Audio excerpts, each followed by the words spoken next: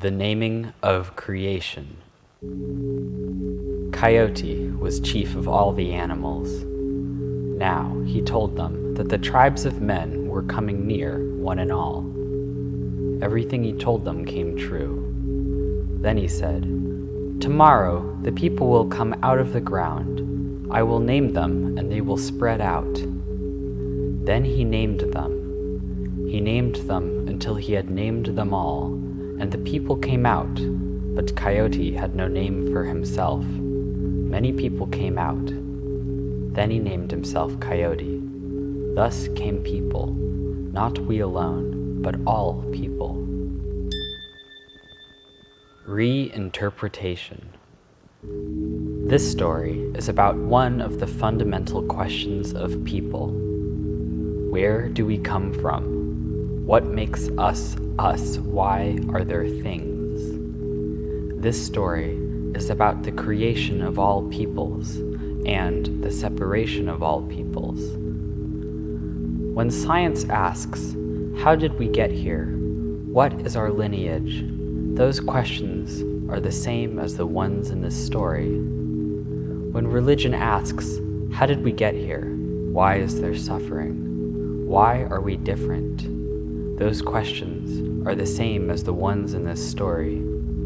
When we look at each other and ask, where have you been my whole life? What is it like to be you?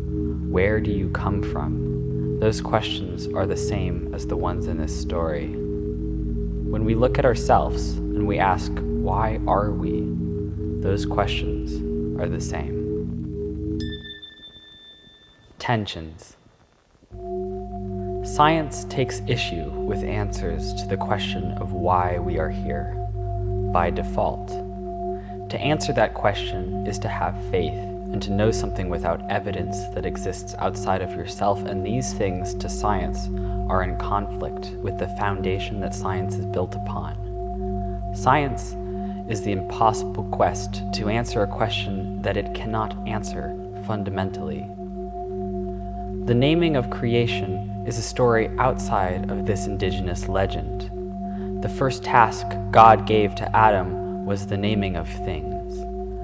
God brought them to Adam to see what he would call them, and the man gave names to all cattle, and to the birds of the air, and to every animal of the field. Genesis 2:19-20. Awareness, familiarity, and categorization is the object of science and reason.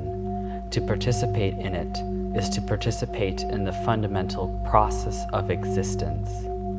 Things that are not named and not seen do not exist. This is the fundamental truth understood by people that is in conflict with science. Context and its necessity and meaning.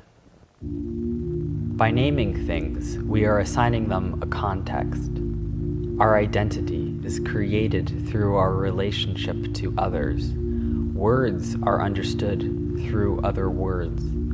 Douglas Hofstadter and Emanuel Sander argue that all human thinking is our ability to make analogies, which is to say, to think is to assign context.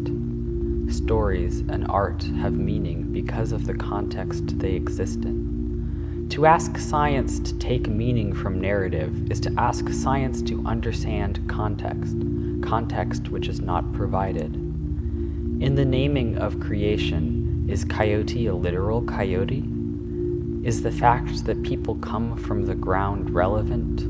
What is the significance of these characters and symbols? No narrative can be understood without context, but context is ever-changing and reshaping and different from person to person. Context is internal, and science is external.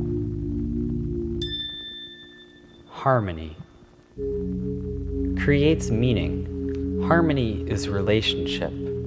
The tension between people and science, science and narrative, narrative and people, and all things create each other. By naming things, we are creating relationship. By creating relationship, we are creating tension. By creating tension, we are creating harmony. This is the process by which all things find meaning, and through meaning, existence.